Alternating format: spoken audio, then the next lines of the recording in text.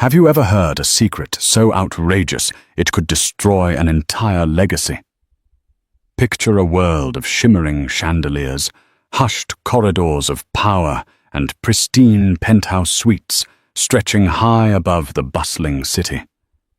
Within these walls, a millionaire stands at the center of a scandal so shocking it threatens his marriage, his fortune, and even the baby growing in his wife's belly. But wait, there's another baby too, one claimed by a woman from his past. Join us as we unravel a tangled web of lies, loyalties, and love in a drama that will leave you breathless at every turn. The night sky above Manhattan glittered with the promise of secrets. Below, the Grand Central Station clock chimed its timeless melody, marking the late hour with solemn grace. Towers of glass and steel dominated the horizon, each containing its own stories of ambition, heartache, and triumph. Among them, the Alderman Tower, 33 stories of sleek architecture, beckoned with its state-of-the-art penthouse suite. Richard Rick Alderman stood by the penthouse's floor-to-ceiling window, gazing at the city that had once swallowed him whole. Years ago, he had arrived in New York with nothing but determination. Now his name graced the shining sign of Alderman Properties, a real estate empire with clients as far-reaching as Europe and Asia. But wealth had its price, and a hush had fallen over the suite. Rick felt the tension in the air.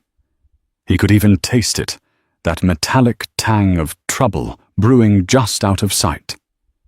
He glanced over his shoulder at his pregnant wife, Charlotte Alderman, formerly Charlotte Danvers.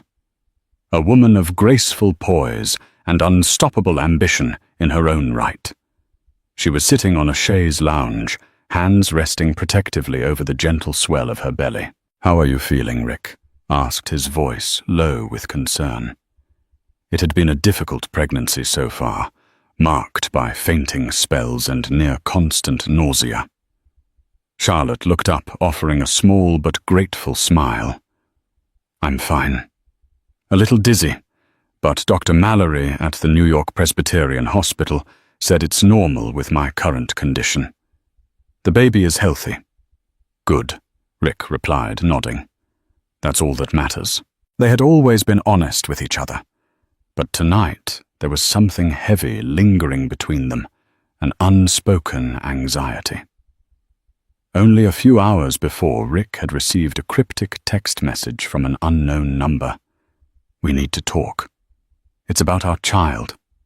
He hadn't mentioned it to Charlotte, trying to protect her from stress. The last thing she needed was some random stranger claiming a connection to him. But the timing ate at him. Charlotte was roughly 5 months pregnant. He was certain the text had nothing to do with her. Could it be an old flame stirring up drama? Could it be about a business deal? He wasn't sure, but if there was one thing Rick had learned through his years climbing the social ladder, it was never to underestimate how far some people would go for money, clout, or revenge. Charlotte rose carefully and approached him, slipping her hand into his. "You're worried about something?" she said, softly. He pressed a kiss to her forehead. "Just business, love. Tomorrow I have a meeting with some tough investors from Dubai. Nothing to fret about." She didn't push, though. Her dark eyes seemed to probe his soul, telling him she could sense there was more to it. But for now, they let the silence between them say what their lips could not. Outside, the city pulsated with life. Inside, in the quiet hush of the Alderman penthouse, storm clouds of uncertainty gathered. Tomorrow, Rick would discover just how life-changing that text message could be, and how the mistress who'd sent it would soon threaten everything he and Charlotte held dear. Richard Alderman's journey from a humble childhood in Bentonville, Arkansas, to the towering heights of Manhattan real estate was the stuff of legend. His father had been a small-town mechanic who struggled to make ends meet, while his mother worked 2 part-time jobs to keep food on the table. Ambition sprouted in Rick early on. As a boy, he read countless success stories. Donald Trump's early real estate gambits, Li Shaoqi's rags to riches transformations in Hong Kong, even Sam Walton's revolutionary approach to retail. He devoured these tales like a starving man confronted with a banquet.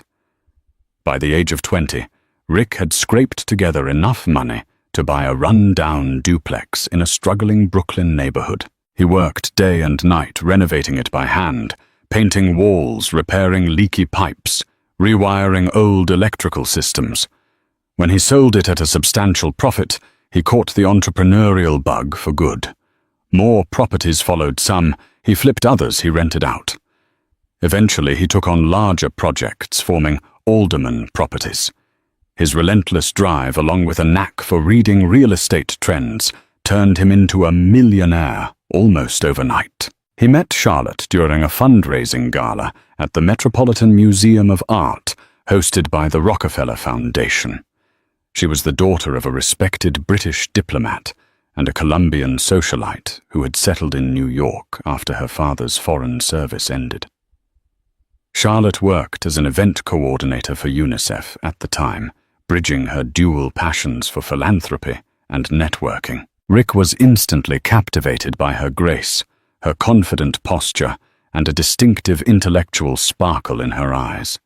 She in turn found his determination and empathy surprising for a wealthy magnate. He was neither arrogant nor dismissive of people with less power. Their relationship evolved quickly. Dinners at Gramercy Tavern, strolls through Central Park, late-night brainstorming on philanthropic endeavors. When Rick proposed to her at the Plaza Hotel, complete with an elegant Tiffany & Co. medal, Ring New York's gossip columns lit up. The wedding itself was a star-studded affair at the Frick Collection, combining old-world charm with modern extravagance. Unsurprisingly, their union became the toast of high society, with people speculating on how their combined fortunes might reshape Manhattan's real estate and philanthropic landscapes. But no amount of wealth or social power can fully guard against human frailty. Although Rick never displayed the philandering habits of some peers in his circle, he did have a past. Women who had drifted in and out of his life before Charlotte, each relationship leaving its own complex imprint. The phone number that texted him last night could belong to any of them. Years ago, before Charlotte, Rick had been involved with someone who disappeared abruptly. He even recalled one dizzying fling while traveling in Europe, specifically in Monte Carlo, where he'd let business frustrations turn into nights of heavy drinking at the famed Casino de Monte Carlo. Could it be that woman? These questions swirled through Rick's mind as he prepared for the day. He dressed in a tailored Tom Ford suit, determined to maintain his composure. Little did he know that in mere hours the cracks in his meticulously built world would begin to show. The price of greatness, after all, is often paid in secrets, and someone was about to collect on Rick Aldermans. Late that afternoon, Rick emerged from a meeting with the investors from Dubai, feeling triumphant yet uneasy. Negotiations had gone smoothly, almost too smoothly, like the hush before a storm. He glanced at his phone. There it was again, a single message from the unknown number. "Meet me at the Blue Diamond Lounge, 10 p.m. sharp. Do not be late." Blue Diamond Lounge was a luxurious bar near Bryant Park, notorious for hushed deals and discreet encounters. High-end clientele frequented it for its privacy. Rick's pulse quickened. He typed back a curt response, ignoring the swirl of dread in his stomach. Fine. 10 p.m. He contemplated telling Charlotte, but hesitated, recalling her recent dizzy spells. Stress could harm both her and the baby. He decided to handle this alone, at least for now. That night, the Blue Diamond Lounge was awash in soft jazz tunes and the muted hum of whispered conversations. Clusters of plush velvet chairs formed intimate enclaves under subdued lights. Rick stepped inside, scanning the room. He felt out of place. Usually he attended such venues with Charlotte, or for a business meeting, never for a secret rendezvous with a stranger. A hostess guided him to a corner booth, secluded behind intricate hand-carved wooden dividers. Waiting there was a woman he vaguely recognized, Sabrina Shaw. Her striking hazel eyes, framed by thick lashes, locked onto him the moment he stepped toward her. "Rick." She greeted, her voice low and measured. He swallowed hard, memories flaring. Sabrina had been a hostess at a networking event for real estate moguls in Monte Carlo 6 years ago. She'd been introduced to him by a mutual acquaintance, a night of smooth conversation, a few glasses of champagne, and yes, a fling. But that was it. They had parted ways. He never expected to see her again. "What's this about Sabrina?" he asked, taking a seat. She leaned forward, the overhead light casting half her face in shadow. "I've been looking for you for a long time. You disappeared after that night in Monte Carlo, and I—" She paused, pressing her lips together. "I found out I was pregnant. I tried to contact you, but you were unreachable. Your phone was disconnected. You'd changed offices." Rick's mind spun. Pregnant. He stared at her, struggling to recall every detail of that night. They had taken precautions, he was certain. Anxiety twisted in his gut. "And now you show up after all these years. Why didn't you try harder to get in touch?" She smiled bitterly. "I moved around. I had my own complications. My child Michael was born sick. Her eyes glistened. "I believed you had a right to know. I tried a few times, but Alderman Properties was always guarded by an army of gatekeepers." Rick felt a prickle of guilt. His expansion's public image and security measures had indeed grown. If she had tried to reach him a year or two after Monte Carlo, it would have been a chaotic time for him. He was sealing deals across continents, changing numbers, traveling ceaselessly. Why now, he asked quietly, noticing how her voice trembled ever so slightly. "Michael is what, 5 or 6 years old?" She nodded. "He's 5. He just started school. I'm here because I'm out of options. He has a chronic condition. The doctors said there might be a genetic component, and you need to be tested. If you are his father, he'll need your help." Rick's heart thundered. He pulled out his wallet and glanced at a photo of Charlotte from their wedding day. Was it possible that while he was building a new life, a new family, an old liaison had fathered a child? As the overhead light flickered, he looked at Sabrina's serious expression. The lounge's jazz tempo seemed to slow to a haunting dirge. "If he's really my son, I'll do whatever it takes," Rick said, tension lacing every word. He stood up, needing air. The image of his pregnant wife flashed before his eyes, her gentle, trusting smile, the unconditional love she had shown him. And now, another child with Sabrina. The ring on his finger suddenly felt heavier, weighted by secrets he never intended to keep. Rick's entire ride back to the penthouse was a haze of emotion. Thoughts raced the face of Sabrina.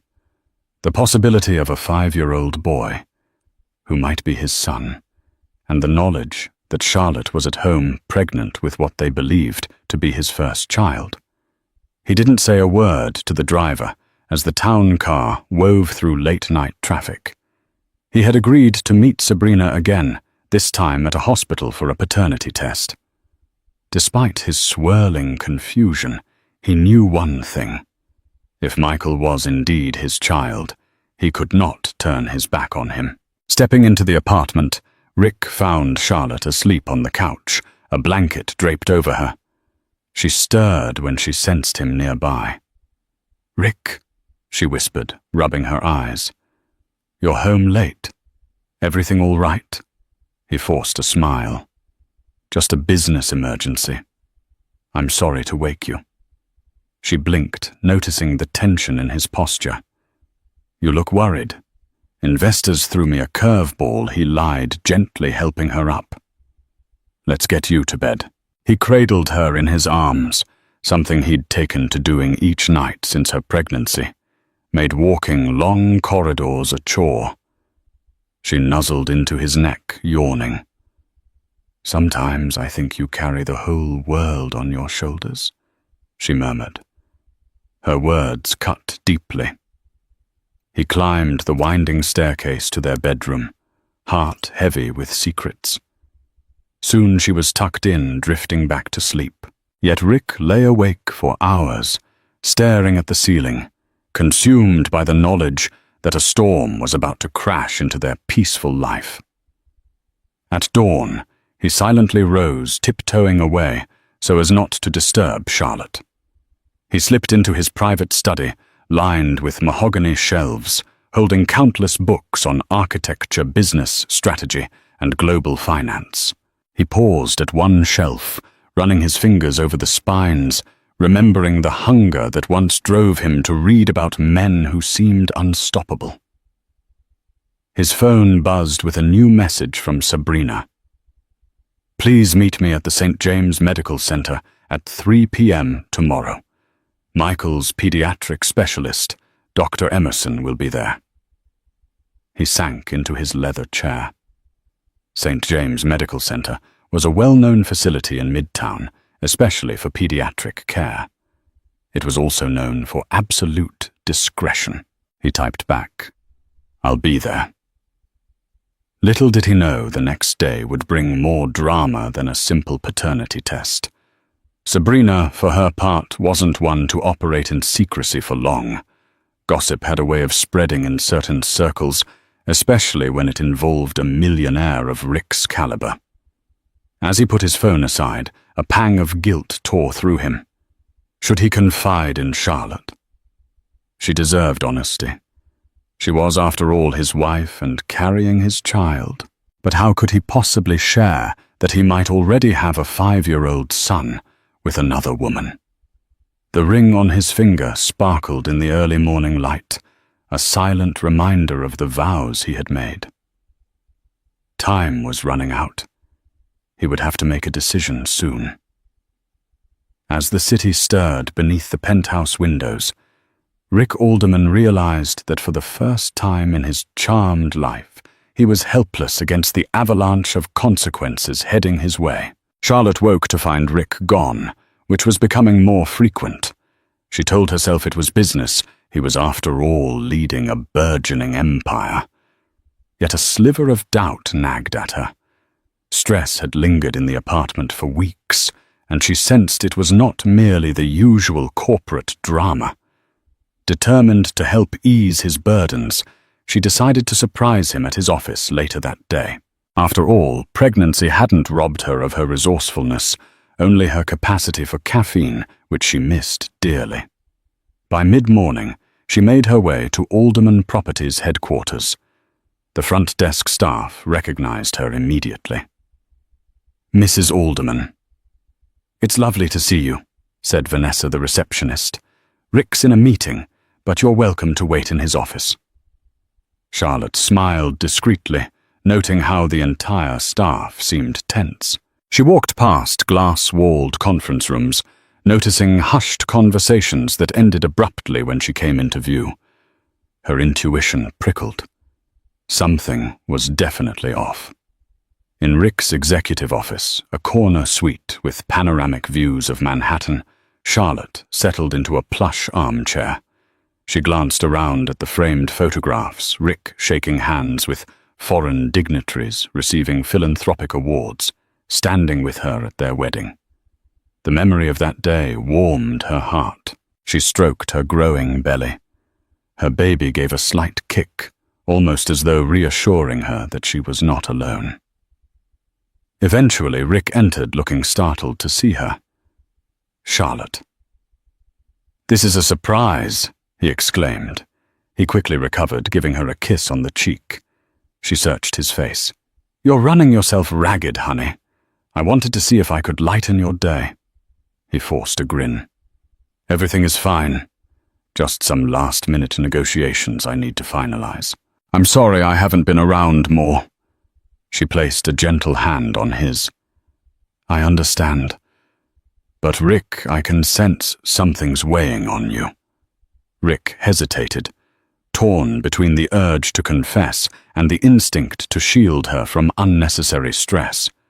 Before he could respond, his assistant Lorraine stepped in with a polite knock. "Apologies, Mr. Alderman, but your car is here for the 2:30 meeting." Charlotte raised an eyebrow. "Another meeting?" Rick nodded, avoiding her gaze. "Yes, something just came up. Could we have dinner tonight and talk?" "Then?" Disappointed but trying to be supportive. Charlotte agreed. "Of course. But Rick, please don't shut me out. Whatever it is, we're a team. Remember that." She kissed him goodbye, lingering long enough to feel his heart pounding in his chest. Then she left a weight in her own chest, telling her that something monumental was about to break. As she passed through the lobby, she caught sight of a woman wearing dark sunglasses and a stylish coat waiting by the elevator bank. The woman's gaze flicked in Charlotte's direction. A brief moment of eye contact sent a chill through Charlotte. Who was that? And why did something about her feel oddly familiar? Charlotte filed the encounter away, reminding herself she was likely overthinking. Still, a voice in her heart told her that the woman's stare was not accidental, and that Charlotte's life was on the brink of change, whether she was prepared for it or not. Rick arrived at St. James Medical Center promptly at 3 p.m. Sabrina greeted him in the corridor, her face noticeably tense. "Dr. Emerson is ready for us," she said, leading him down a hallway lined with pastel paintings of teddy bears and balloons, typical pediatric decor. They entered a small examination room, where Michael sat on an exam table, dangling his legs. The boy had brown hair and hazel eyes just like his mother. Rick felt his breath catch. Could this child truly be his? The boy offered a shy smile, and Rick's heart twisted. Dr. Emerson, a tall woman in a crisp white coat, addressed them calmly. "We're going to do a simple cheek swab for paternity testing. Results usually take a few days. In the meantime, we need to confirm some medical history. Michael has a rare blood disorder. It's not life-threatening at the moment, but it can be in certain circumstances. We're trying to identify if there's a genetic predisposition. Mr. Alderman, your cooperation is vital." Rick nodded, feeling the weight of responsibility pressing down on him. "Anything you need, Doctor?" Sabrina turned toward Michael. "Honey, say hello to Mr. Alderman."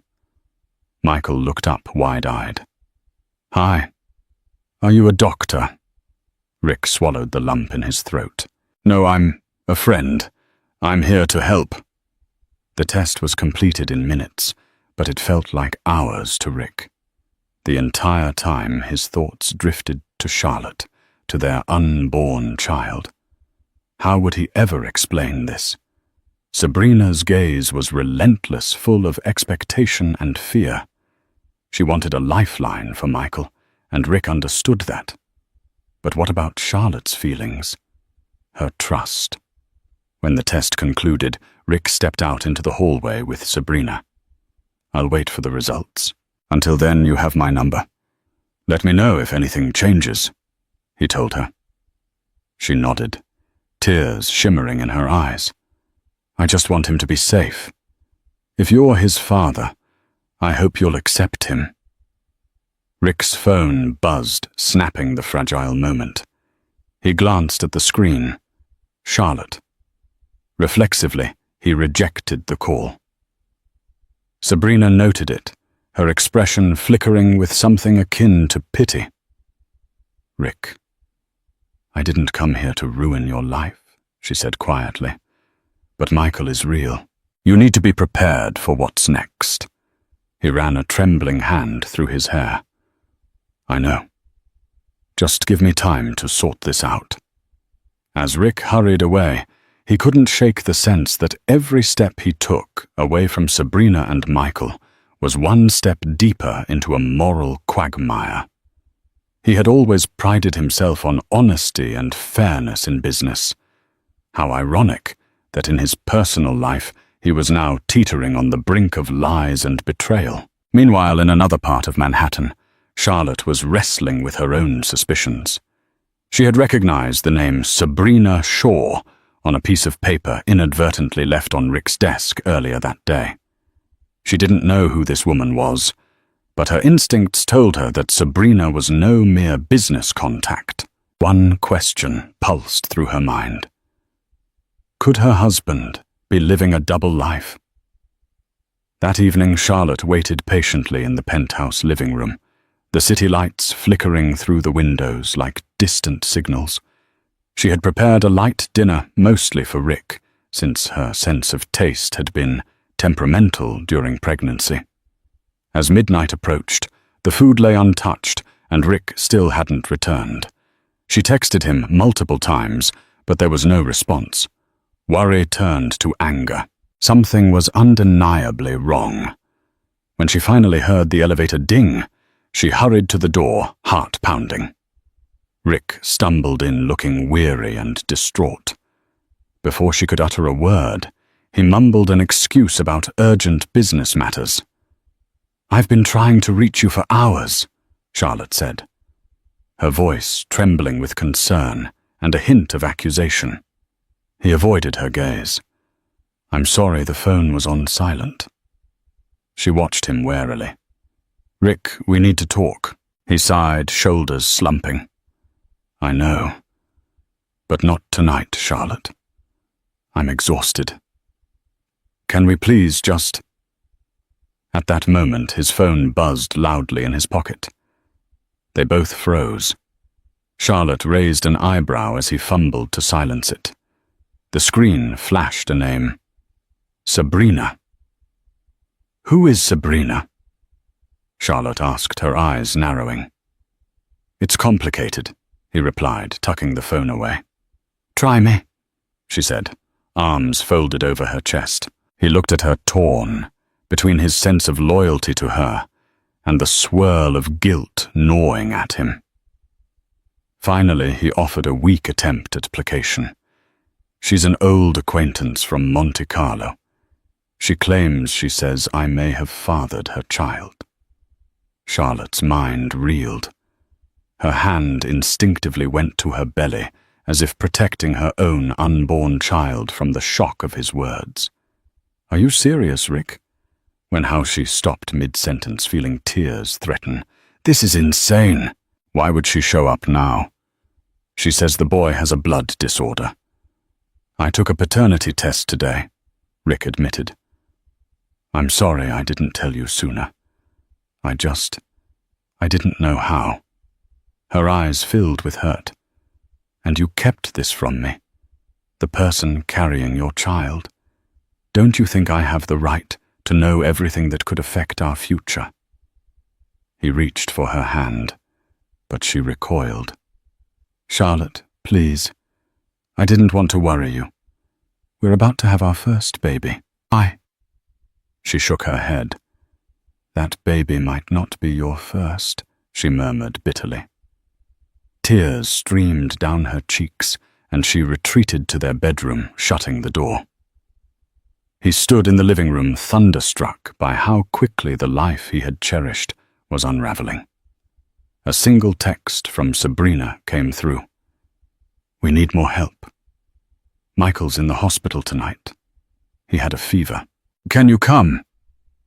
Rick stared at the message torn between the promise he had made to Sabrina and the marriage vow that he seemed to be shattering.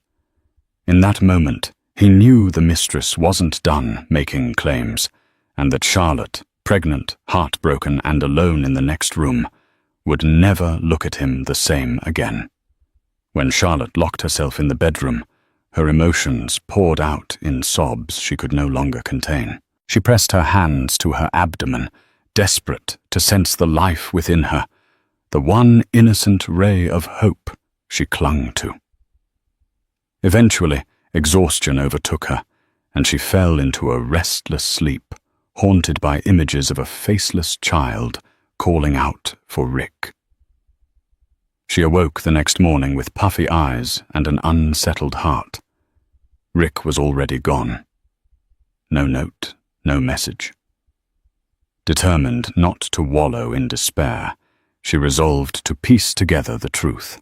After a quick shower, she dialed the only person in her social circle who might know about Sabrina Shaw, her best friend, Gwendolyn Carter.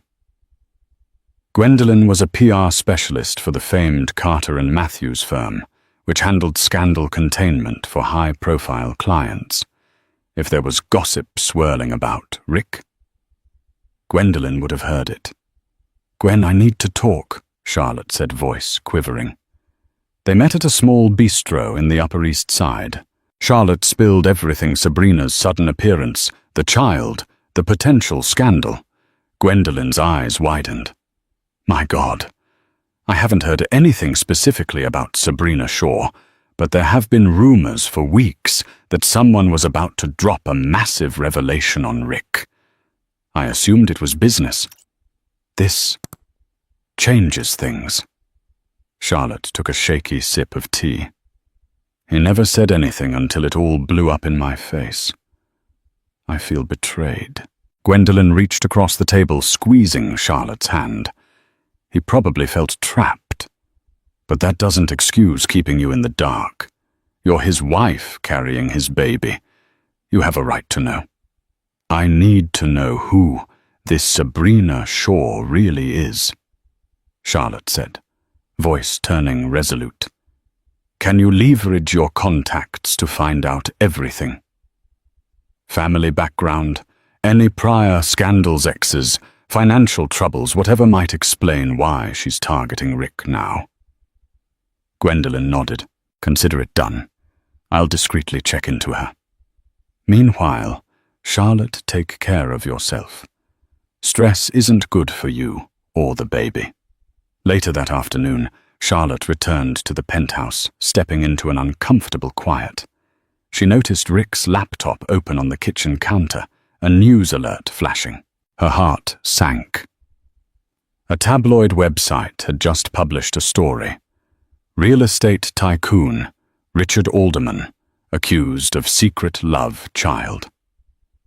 The article was short on details, no names, no photos, but the insinuation was enough to stoke the flames of rumor.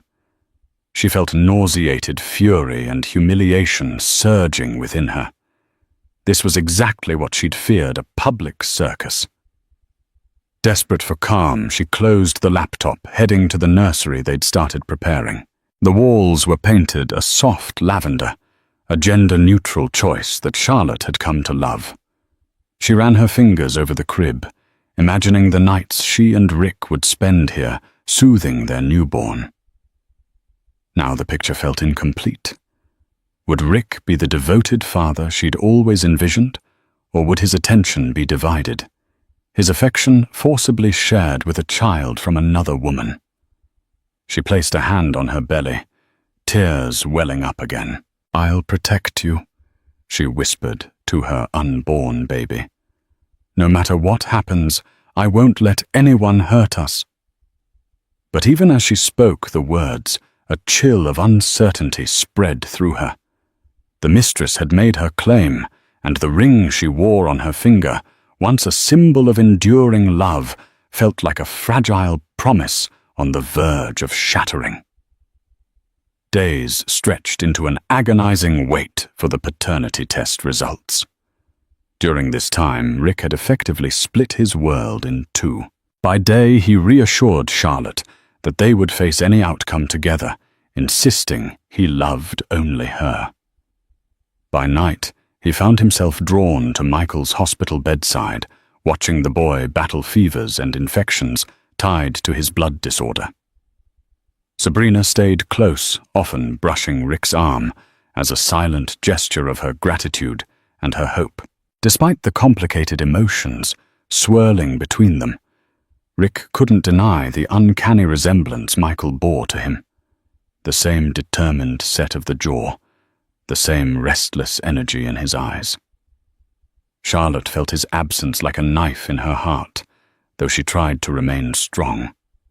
She threw herself into preparing for the baby scheduling appointments and finalizing the nursery. Yet every time she caught a glimpse of Rick's face gaunt with worry, she wondered if he was thinking of her and their unborn child, or of Sabrina and Michael. Meanwhile, Gwendolyn's investigation yielded some startling information.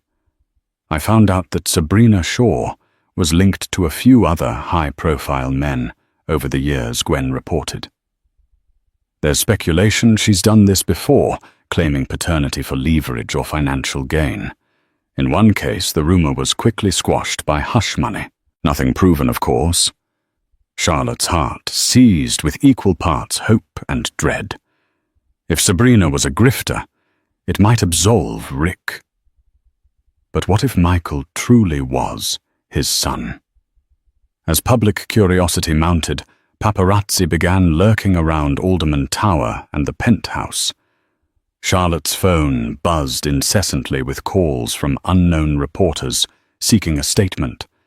She started wearing large sunglasses and hats just to move around the city without being recognized. In her more vulnerable moments, she considered traveling abroad, maybe to her parents' estate in London, to escape the media frenzy.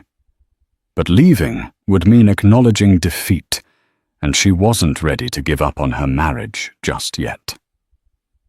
On the third day after the test, Rick found himself pacing outside Dr. Emerson's office, Sabrina at his side. She clutched a tissue in her hand, tears forming in her eyes before the results were even in. He kept glancing at his phone Charlotte had called, but he hadn't answered. He wanted the truth before he spoke another word to his wife. Dr. Emerson emerged, face solemn. "We have the results, Rick. Can you come in alone first?" Sabrina nodded, letting him walk in without protest. Inside, Dr. Emerson closed the door and offered a seat. "I'll get straight to the point," she said, pushing a file toward him. "The test confirms that you are Michael's father." Rick felt his breath leave his body in a rush. He stared blankly at the file, reading the words, but not quite registering them. All the guilt, fear, and dread coalesced into one staggering reality: he had a son. "This also means the genetic components we suspected are likely from you." Dr. Emerson continued, her voice kind but firm. "Michael will need regular treatment and possibly a bone marrow transplant if his condition worsens. That transplant would ideally come from a family member. You should be tested as a potential donor." Rick raked a hand through his hair. "Yes, of course. Whatever he needs." When he stepped out, Sabrina read the truth in his face. She sobbed, folding into his arms. He hugged her, caught between empathy for her struggle and an overwhelming sense of betrayal toward Charlotte. A single thought pounded in his mind. What have I done? Outside rain battered the windows, a fitting mirror to Rick's tumultuous emotions. He had fathered a child out of wedlock, and now that child's future, possibly his life, depended on Rick's care.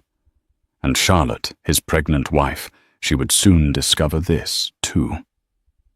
That evening, Rick returned to a penthouse practically ablaze with confrontation.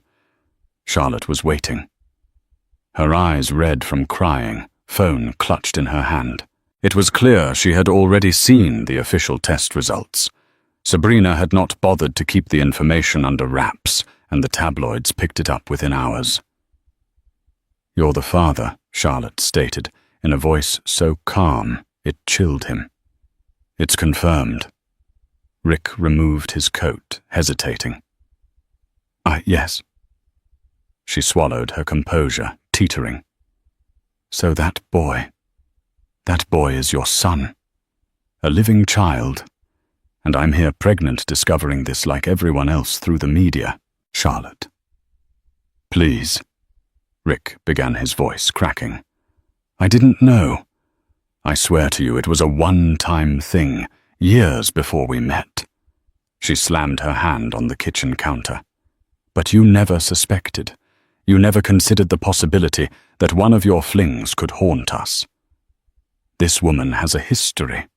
Rick, she manipulates men, extracts money. According to Gwen, this isn't the first time she's pulled a paternity stunt." Rick felt anger flare. "And you think I'm not concerned about that? The difference here is that Michael is truly my son. I can't just ignore him. Charlotte, he's sick." She nodded, tears slipping down her cheeks. "I know. I'm not a monster, Rick. I feel for the boy. But you blindsided me. Our baby is due in a few months, and instead of preparing for that joy, I'm dealing with scandal and heartbreak." Silence gripped them both. Finally, Charlotte took a shaky breath. "I need space. I need time to process." Rick's chest tightened in panic. "Don't say that. We can figure this out together." She stared into his eyes, searching for honesty. "You're bound to that child now, just as you're bound to me. But can we survive this? Rick, is our marriage strong enough?" He was about to respond when the doorbell rang. Against better judgment, Charlotte walked to answer it. Standing there, bold as daylight, was Sabrina Shaw. Charlotte's grip on the doorframe tightened. "What are you doing here?" she asked, her voice quavering with rage and shock. Sabrina offered a conciliatory smile. "I'm sorry to intrude, but I had nowhere else to go. Michael's condition took a turn for the worse. He's stable now, but the doctors said he might need a transplant. They need Rick's immediate cooperation for further testing." Charlotte bristled, but Rick stepped forward, placing a hand on her shoulder. "Charlotte, she has every right to update me about Michael's health." Sabrina's gaze darted to Charlotte's pregnant belly. For a fleeting moment, guilt flashed across her face, as though she realized the enormity of her intrusion. I didn't mean to cause this chaos, but Michael is our priority now. Please understand."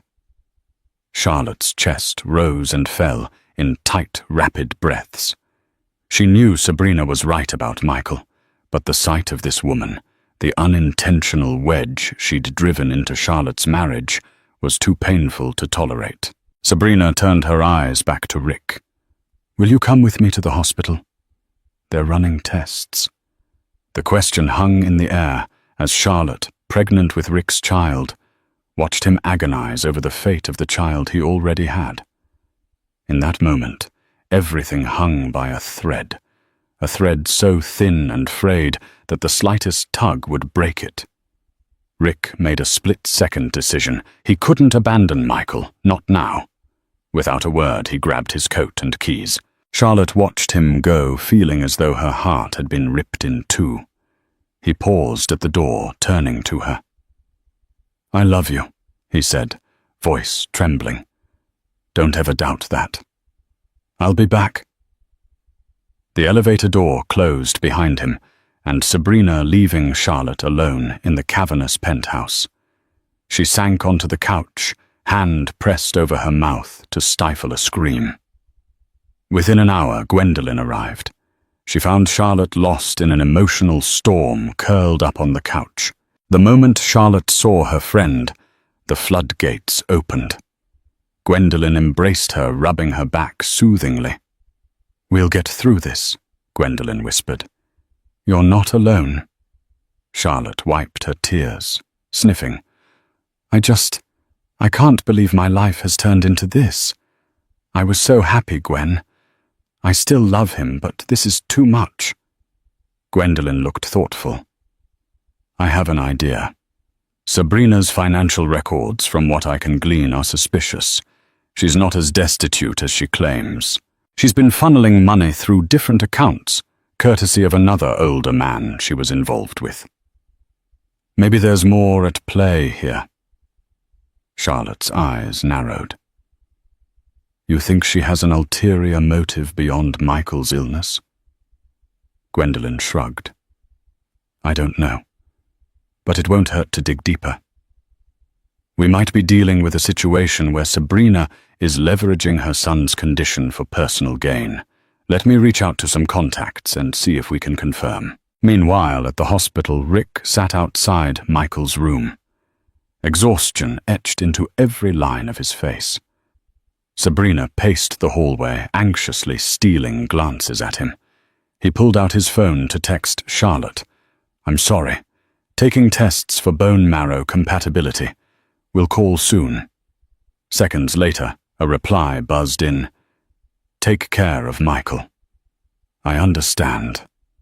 Rick exhaled shakily, relief mixing with guilt. How could Charlotte be so understanding, despite all the pain he'd inflicted? After undergoing a flurry of blood work, Rick stumbled into the waiting area. Sabrina stood, chewing her lip. "Thank you," she murmured. "For helping." Rick shoved his hands into his pockets. "He's my son. I'll do whatever is necessary." She swallowed, tears glistening. "Rick, I know this is a nightmare for you, especially with your wife expecting. I never wanted this to be so dramatic. If Michael's condition wasn't so urgent." He halted her with a raised hand. "I understand. But Sabrina, if there's something else going on here, if you're hiding anything, tell me now. I can't handle any more lies." She blinked rapidly, shaking her head. "No lies. I'm only focusing on Michael."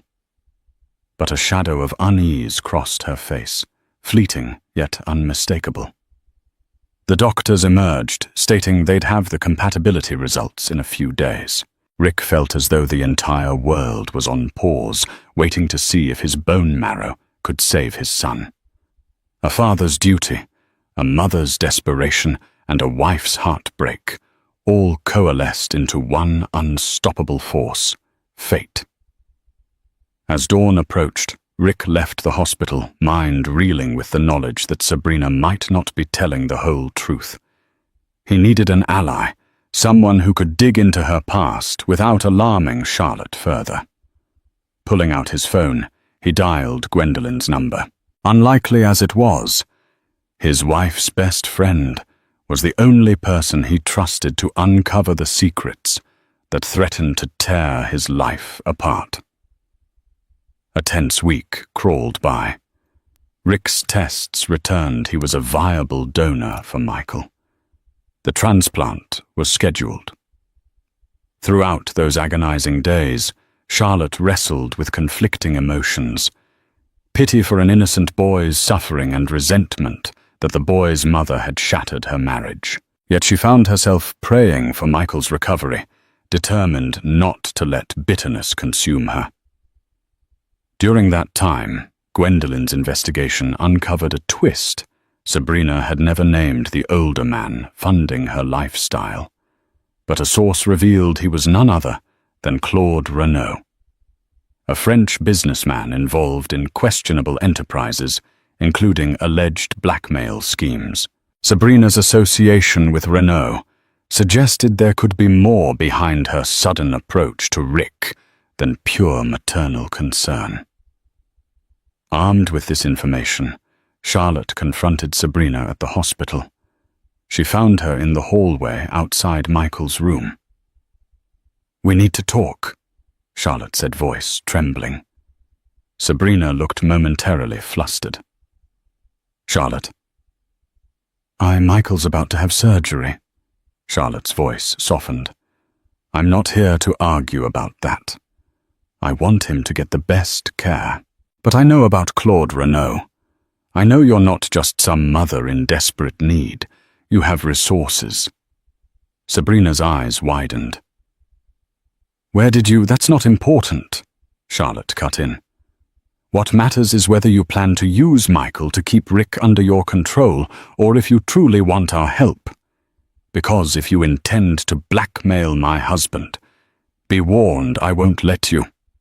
Sabrina's shoulders sagged. She looked tired older. "Renault was just someone I met in Monte Carlo. He offered money for me and Michael when I didn't know how to reach Rick. I didn't realize how deep his criminal ties went. I swear to you, that's all in the past. All I want now is for Michael to survive." Charlotte studied her for a moment, searching for sincerity. In Sabrina's haunted eyes, she saw a mother's fear, if nothing else. Reluctantly, she nodded. "Then let's hope you mean it. Because if you hurt Rick again or me, you'll answer to both of us." As they spoke, doctors wheeled Michael into the operating room, with Rick following behind in scrubs. Sabrina and Charlotte stood side by side, anxiety crackling between them like electricity. They watched through the glass pane until the door closed. In that surreal moment, Sabrina turned to Charlotte, tears welling up. "I'm sorry for everything. If I'd found Rick sooner, if I'd told him about Michael years ago, maybe we could have avoided this." Charlotte closed her eyes, tears escaping her lashes. "We can't change the past. All we can do is figure out how to move forward without hurting each other anymore." Hours of anxious waiting followed, culminating in a successful bone marrow procedure. The doctors announced Michael's body was responding positively. Relief flooded Charlotte, and she even allowed herself a small, hopeful smile. In another room, Rick rested pale from the donation, but smiling with deep relief. In the days and weeks that followed, the media circus slowly subsided, with Sabrina no longer fueling speculation and Charlotte publicly standing by Rick. The tabloids moved on to other scandals. Gwendolyn's quiet PR maneuvers helped keep the story from spiraling further. Meanwhile, Rick and Charlotte faced the daunting task of rebuilding their trust. It wasn't easy. There were tears, sleepless nights, and arguments. Yet every time Charlotte felt her resolve weaken, she recalled the image of Rick selflessly helping Michael, determined to save his child's life at any cost. That devotion, she realized, was a sign of the man she'd fallen in love with, the man who, though flawed, would fight tirelessly for what he loved. Ultimately, Charlotte made a choice to forgive, not forget. As for Sabrina, she prepared to return to Europe with Michael, who needed specialized follow-up treatment in Switzerland. Before leaving, she expressed gratitude to both Rick and Charlotte. "You've saved Michael. Whatever happens next, I'm thankful." A hush settled over the Alderman penthouse after her departure, but it was a hush filled with new beginnings rather than shame. And as Charlotte's due date drew near, the couple embraced both the child that might have torn them apart and the one that would bind them even closer. 6 months later, a healthy baby girl was born to Richard and Charlotte Alderman. They named her Amelia Hope Alderman, a reflection of the resilience that had guided them through the storm. Charlotte held Amelia in her arms, gazing at Rick through tear-filled eyes. He gently kissed her forehead, murmuring, "We made it." Meanwhile, across the Atlantic, Michael continued his recovery in a clinic near Lake Geneva. Sabrina sent periodic updates, photos of Michael playing or practicing his reading, small glimpses of a child who grew healthier by the day. Each time Rick's phone chimed with a new message, Charlotte would lean in curious. They'd share a solemn smile Acknowledging a strange reality, their family extended beyond the city skyline, bridging oceans and scars. Yet the future promised complexity. Michael would eventually know the truth about his father. Amelia would grow up alongside the story of a half-brother in Europe. And while the scandal had subsided, tongues still wagged in certain upper-crust circles. To protect their privacy, Rick and Charlotte chose to limit interviews and social functions, focusing instead on philanthropic projects that supported children with rare illnesses. They set up the Alderman Shaw Fund, ironically named in part for Sabrina, dedicated to researching genetic disorders.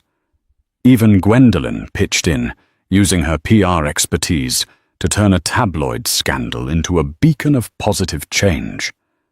And what about Sabrina? True to her word, she stayed away from further controversies. She and Rick communicated infrequently but cordially, ensuring that Michael's well-being remained the priority. The ghost of Claude Renault never materialized again, though rumors suggested Sabrina had severed ties with him for good. One autumn day, a package arrived from Switzerland. Inside was a watercolor painting of a small boy riding a bicycle along a lakeside path. Michael's scrawled handwriting at the bottom read, "Thank you for saving me. Dad." Rick stared at the note, tears forming in the corners of his eyes. Charlotte, cradling Amelia in her arms, gently rested her head on his shoulder. In that single moment, Rick realized how his life had forever changed. He had not one but two children, a daughter in his arms, and a son across the sea, and one devoted wife who had chosen to stand by him even in the face of betrayal. To many, he was Richard Alderman, the real estate mogul with the gilded ring and the messy scandal. To Charlotte and Amelia, he was husband and father. And to Michael, he was a lifeline. No matter how society judged them, the Aldermans had forged a fragile, beautiful unity from shattered trust and lingering doubts. Scandal had been their trial by fire, but out of those flames a new kind of family had emerged, one strong enough to weather any storm, and determined to walk the uncertain path ahead, hand in hand, no matter the odds. In a world where secrets can destroy fortunes and break hearts, the Aldermans stood as a testament to love, forgiveness, and resilience. It wasn't the perfect fairy tale they'd imagined, but it was in many ways something more precious, a real story, forged through pain and perseverance, shining with the quiet truth of family. Just as a single spark can ignite a towering inferno, one secret changed everything for Rick and Charlotte Alderman. Yet through heartbreak, scandal, and betrayal, they discovered a bond that refused to break. By risking their reputations, facing the demands of a desperate mistress, and embracing an innocent child, they found the true meaning of love and sacrifice. In the end, a new life entered their world. Little Amelia, who symbolizes hope after the storm. Thank you for joining us on this roller coaster ride of passion, deception, and redemption. If you were captivated by this tale, please hit that like button. It tells us you want more stories filled with dramatic twists and emotional depth. Subscribe to our channel and turn on notifications to stay updated when the next scandalous saga unfolds. Share this video to let others experience the gripping world of the Aldermans. Your support makes all the difference. Thank you. And that wraps up today's story. Now we want to hear from you. Where are you watching from? Drop your city or country in the comments, and let's see how far these stories reach. If this story moved you or gave you chills, give it a like, share, and subscribe for more powerful stories. One last thing, rate the story from 1 to 10 in the comments. Your feedback helps us bring you even better ones next time. Thanks for watching.